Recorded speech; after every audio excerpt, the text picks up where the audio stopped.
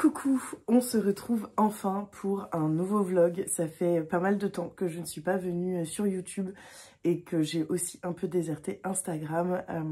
Je vous expliquerai peut-être les raisons à un moment, mais pour le moment j'avais surtout envie de venir vous retrouver ici. J'avais envie de reprendre ma caméra.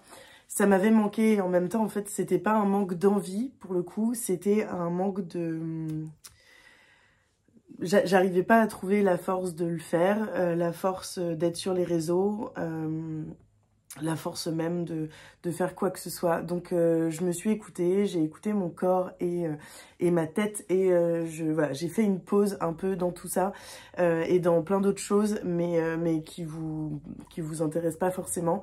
J'avais envie de vous montrer donc quelques réceptions et puis vous faire un petit récap de mes lectures qui ont été très nombreuses et en même temps vraiment moindres par rapport aux autres mois.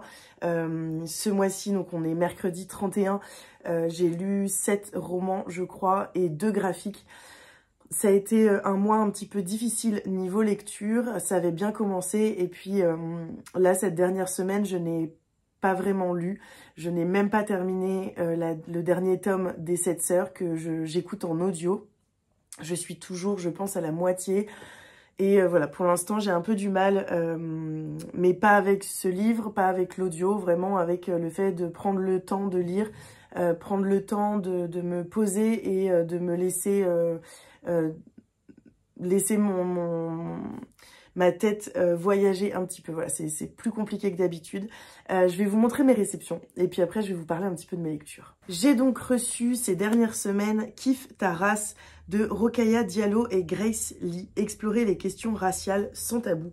Il fait partie de la sélection Grand Prix des lecteurs, j'imagine, non-fiction. Je vous le montre ici. C'est un livre que j'ai demandé à Emmanuel parce qu'il me fait très envie. Il parle voilà, de la signification que d'être racisé. Et d'ailleurs, la race existe-t-elle? Sous quelle forme le racisme se manifeste-t-il dans nos sociétés? Comment le déconstruire? C'est des questions qui fâchent et que les deux autrices voilà, prennent à pleine main et sans tabou, d'après ce que je comprends. J'ai vraiment hâte de le lire, de pouvoir déconstruire un petit peu certaines idées, en apprendre plus. Ce sont donc 2 autrices qui s'y connaissent. Rokhaya Diallo est une journaliste française qui est autrice et réalisatrice et qui est connue notamment pour son travail en faveur de l'égalité raciale, de genre et religieuse. Et puis Grace Lee est écrivaine, réalisatrice et animatrice de podcasts. Et elle s'engage pour une plus juste représentation des communautés françaises originaires de l'Est et du Sud-Est asiatique depuis 2011. Donc voilà, je vous en reparle rapidement parce que je pense le lire au mois de juin. J'ai également reçu, et je l'attendais avec grande impatience, Mon mari de Maud Ventura. C'est publié dans la collection Proche. C'est un livre qui était sorti initialement aux éditions L'Iconoclaste et qui me faisait extrêmement envie. Je l'ai reçu avec des petits goodies. Et donc c'est un livre dont on m'a énormément parlé. D'ailleurs quand j'ai parlé de ma réception sur Instagram, il y a eu énormément de réactions. Plus d'ailleurs que d'habitude, ce qui était assez étonnant parce que c'est un livre qui me paraissait être moins connu. Mais qui semble avoir marqué les gens, qui semble avoir plu. Et donc j'ai trop hâte de le lire.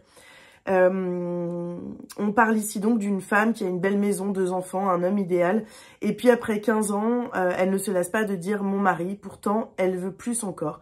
Il faut qu'ils s'aiment comme au premier jour. Et donc, elle s'impose une discipline pour entretenir la flamme. Elle observe, elle note ses fautes, tend des pièges, le punit. Elle est follement amoureuse de lui jusqu'au jour où, évidemment, elle va aller trop loin. C'est un livre qui me fait envie, qui, il paraît, est assez drôle tout en étant dur et en même temps étrange. Donc voilà, hâte de le lire. J'ai reçu un livre qui me fait extrêmement envie par son titre, par sa couverture que je trouve incroyable et par sa 4e de couverture que je trouve incroyable également. Il s'agit de Le livre d'Ève de Meg Cloutier. C'est publié chez Hauteville et ça va être une de mes premières lectures du mois de juin parce que j'ai extrêmement envie de le lire. Au crépuscule du Moyen-Âge, Béatrice est bibliothécaire dans un couvent retiré au fin fond de l'Italie. Elle a toujours fui la compagnie de ses sœurs, ne trouvant le réconfort que dans la lecture de ses manuscrits. Mais sa vie bascule lorsque, une nuit, 2 femmes grièvement blessées se présentent aux grilles du couvent, implorant l'aide des sœurs.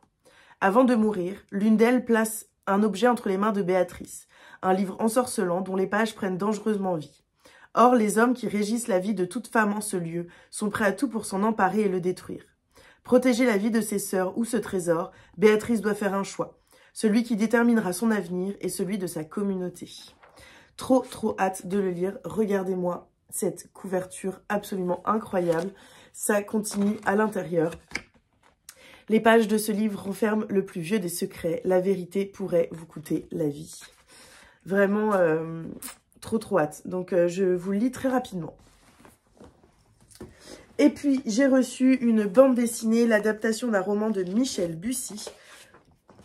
Il s'agit de « Ne lâche pas ma main », que je n'ai pas lu, car je n'ai jamais lu Michel Bussy, mais j'avais très envie de le découvrir à travers cette bande dessinée. C'est de Cassegrain et Duval Bussy. Et donc ici, on a le petit communiqué de presse, on a une jolie petite affiche, et puis un petit marque-page pour aller avec. Hop. Et donc, je vous montre quelques dessins. Je ne sais pas si vous connaissez l'histoire de ce roman qui a été donc adapté. Je peux peut-être vous lire le résumé, mais je voudrais pas en dire trop. Un crime presque parfait dans les eaux turquoises de l'île de la Réunion. Un suspect en fuite et la traque commence. Quand Liane disparaît de l'hôtel, son mari Martial devient le coupable idéal. Désemparé, ne sachant comment prouver son innocence, il prend la fuite avec leur fille de 6 ans. Pour la police, cela sonne comme un aveu. La course-poursuite au cœur de la nature luxuriante de l'île est lancée. Mais pendant celle-ci, les révélations et des cadavres s'accumulent. Et si cette chasse à l'homme ponctuée de cadavres dissimulait une manipulation plus redoutable encore? Voilà, hâte de le découvrir, hâte de découvrir l'auteur grâce à cette bande dessinée. Et en ce moment, pour le coup, j'ai du mal à lire des romans, mais je suis très axée bande dessinée. Donc, je pense qu'il sera lu très rapidement parce que c'est un petit peu mon mood du moment. Et je voudrais maintenant vous parler des lectures de ces dernières semaines. Je vais pas rester très longtemps à vous en parler parce que j'ai un peu du mal justement à mettre des mots sur ce que j'ai ressenti dans mes lectures. D'ailleurs, je pense que ça se sent dans mes dernières chroniques. J'ai plus de mal à trouver mes mots, j'ai plus de mal à avoir l'esprit clair pour ça.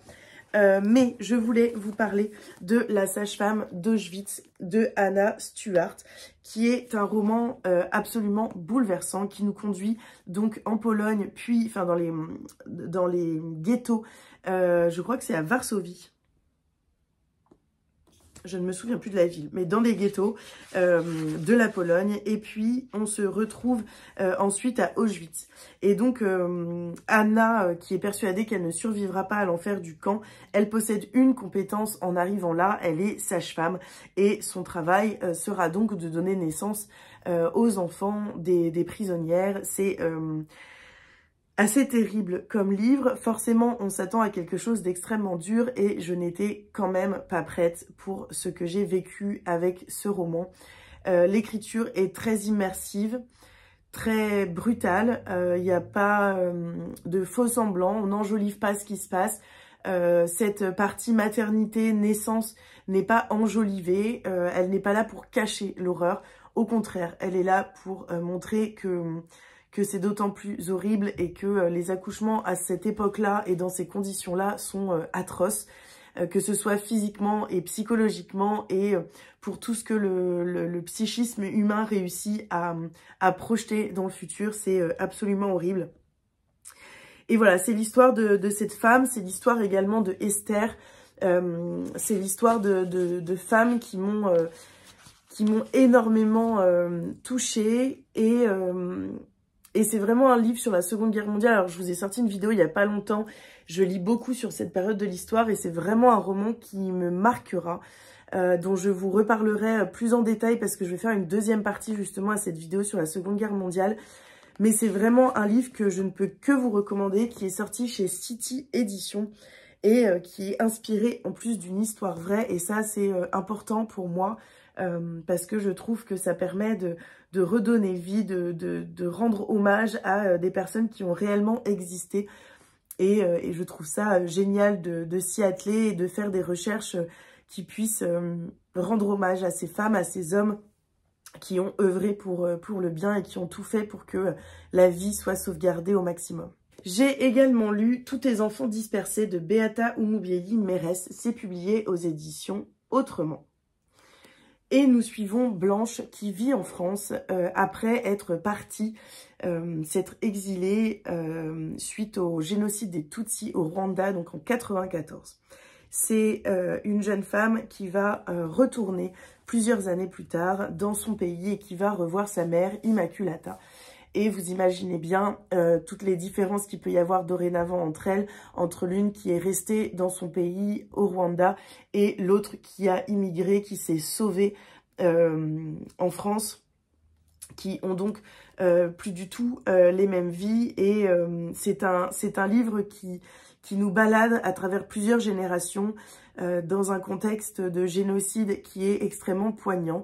Je trouve ça vraiment très nécessaire et important de parler de ce génocide parce que l'Afrique est aujourd'hui un des continents où il y a le plus de génocides, le plus de massacres, et je trouve ça extrêmement important de se rendre compte que 94 ce n'est pas si loin. Personnellement c'est mon année de naissance et donc c'était pas il y a si longtemps, enfin c'était il y a 28 ans, mais c'est en fait très récent et ça montre aussi à quel point les génocides ne sont pas de l'ancien temps et qu'il peut encore se passer ça aujourd'hui. C'est un livre, j'ai préféré le nouveau de l'autrice, Consolée, qui m'avait, je sais pas, davantage touchée. Là, j'ai eu du mal à rentrer dans l'histoire, plus que dans l'histoire. J'ai réussi à rentrer dans l'histoire, j'ai eu du mal à m'attacher au personnage. J'ai eu du mal à revenir à ma lecture de temps en temps. J'ai trouvé qu'il y avait parfois un peu de flottement. Et en même temps, j'ai trouvé le livre très fort. L'histoire abordée avec beaucoup d'authenticité, beaucoup de justesse et beaucoup de connaissances sur le sujet. Et ça, c'est extrêmement important. Donc voilà, je ne peux que vous recommander ce livre et j'adore cette couverture. Donc ça rajoute en plus à mon amour pour ce roman. J'ai terminé ce livre. En fait, je viens de le finir. Je vous en reparlerai un petit peu plus tard. J'ai besoin de laisser un petit peu mûrir mon avis. En tout cas, ça a été une super lecture. C'est La solitude des tempêtes de Éric Nguyen. C'est publié chez Albin Michel et je vous en reparle, je pense, dans ce vlog demain ou après-demain. Pour finir, j'ai lu 2 bandes dessinées. Il s'agit de Et l'une et l'autre de Sam Boy. Elle avait écrit, c'est mon petit doigt qui me l'a dit, et elle revient ici avec une bande dessinée. Hop, toujours avec sa patte, ses couleurs bleues, cette ambiance assez étrange. Elle revient ici pour nous parler de l'intrication entre la maternité et la stérilité, des difficultés liées parfois à l'accouchement, de cette dichotomie entre la présence de la vie et la présence de la mort lors d'un accouchement, lors de la maternité en général. C'est un livre, une bande dessinée, un roman graphique, pardon, extrêmement touchant. Les traits, en fait, de Sam Boy me poussent vraiment à être dans l'émotion. Je trouve que ses grands yeux montrent beaucoup d'émotions. Les visages qu'elle crée, les émotions qu'elle fait ressentir grâce à ses dessins, c'est assez fort. Et je trouve ça très beau et très poignant et puis très juste dans les messages apportés. Et puis ces couleurs, et ben ça enlève un petit peu toute la fioriture de plein de couleurs. On est vraiment concentré sur les traits, parfois assez marqués, les émotions très marquées. Et puis l'écriture de Sam Boy qui est très jolie, très douce et qui vient transcrire un petit peu ce que le dessin vient dire, même si parfois il n'y aurait en fait pas besoin d'écriture. Je trouve ça vraiment très beau et encore une fois, Sam Boy réussit à me transpercer le cœur et donc c'était une superbe lecture. Pour finir, j'ai lu une bande dessinée qui m'a complètement retournée. Il s'agit de Un peu trop tôt de La Grande Lison. C'est publié également chez Le Duc Graphique. Et c'est une bande dessinée qui nous parle de la grossesse avec difficulté, de la prématurité, de ce que cela engendre, de la rencontre avec un enfant né prématurément, des différences de vécu entre les parents et parfois de cette incompréhension entre différents comportements, entre différents sentiments, entre différentes émotions. C'est une bande dessinée que j'ai trouvée très belle aussi par les dessins qui sont un petit peu colorés pour donner de la douceur et en même temps, on voit ces émotions très fortes sur le visage des personnages. Et c'est vraiment une bande dessinée qui m'a transpercée, qui m'a beaucoup parlé. Alors, mon fils n'est pas né prématurément, mais il a été un petit peu hospitalisé à sa naissance. Et c'est un vécu donc que je peux toucher du doigt dans le sens où, voilà, on me l'a enlevé pour le mettre dans une couveuse. Il était tout nu là dans sa petite couveuse avec des fils un petit peu partout. Et c'est quelque chose qui est très impressionnant, qui nous marque en tant que mère. Après, moi, j'ai eu la chance qu'il est sorti très rapidement et que donc j'ai pu rester tout le long de son hospitalisation à la maternité, ce qui est forcément très différent de quand on doit se séparer physiquement de son enfant en sortant de l'hôpital et en étant beaucoup plus loin. Voilà, c'est une bande dessinée qui m'a touchée en tant que mère, en tant que femme, et qui m'a touchée tout simplement en tant qu'être humain. Je ne peux que vous la recommander. Et c'est vraiment une autrice que je vais suivre, une illustratrice que je vais suivre parce que j'ai trouvé ça absolument splendide.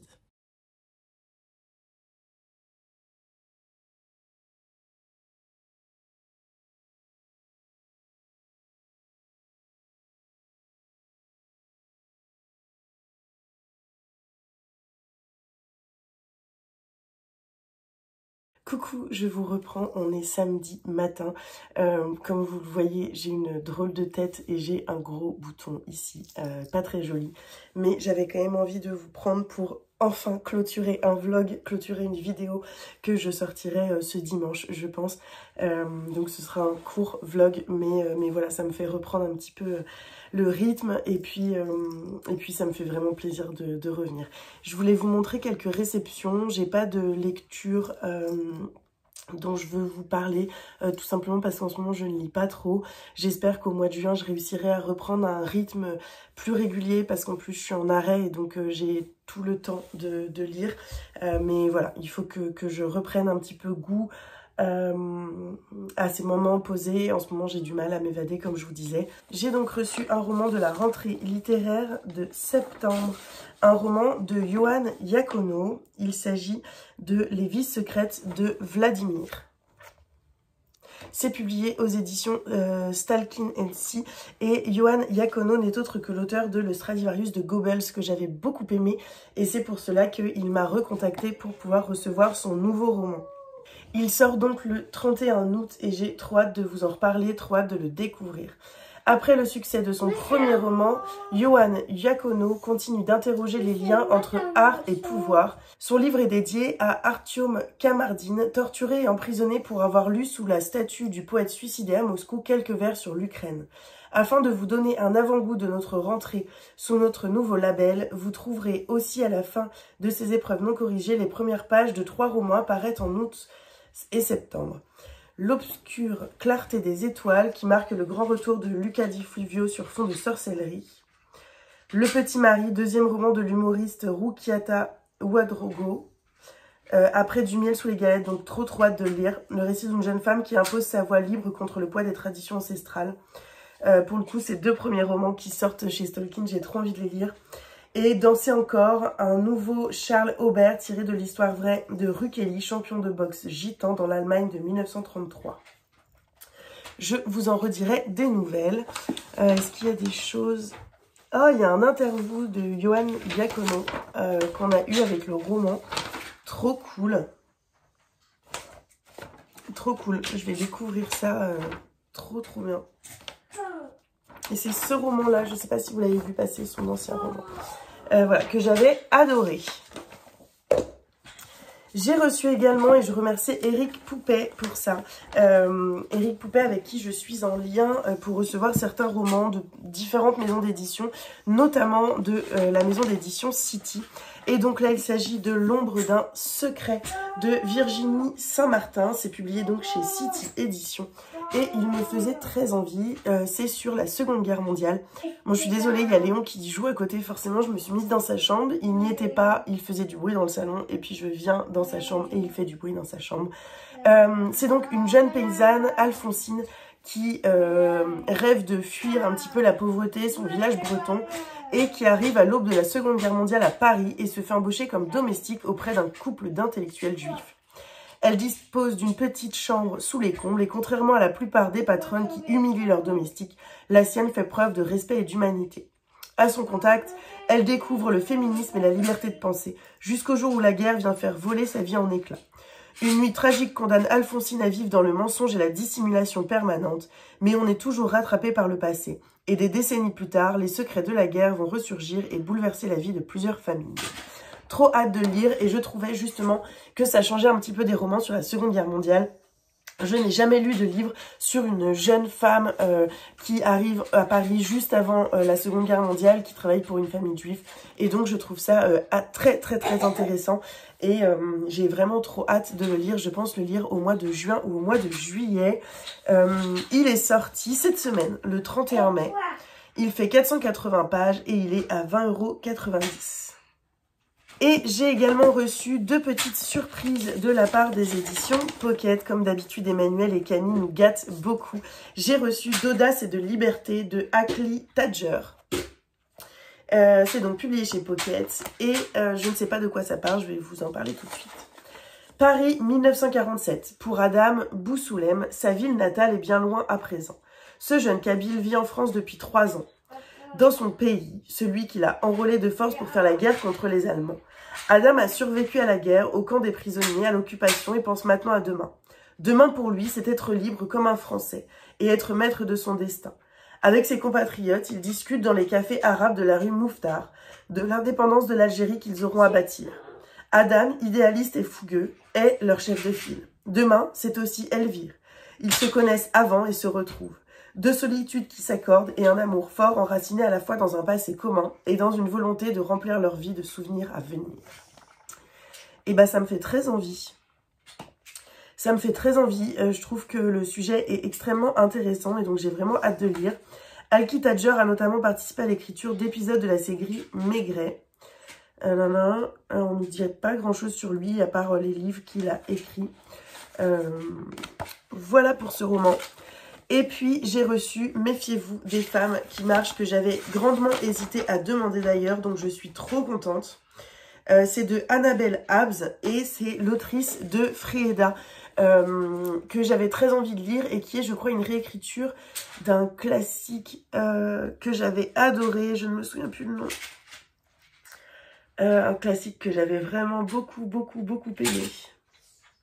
Ça va me revenir peut-être à un moment. Il s'agit de Méfiez-vous donc des femmes qui marchent de Annabelle Habs. Hop. Et donc, la meilleure façon de marcher, c'est encore la leur. Toutes ont eu l'audace, à une époque où voyager seul n'avait rien d'évident, de saisir leur bâton de pèlerin.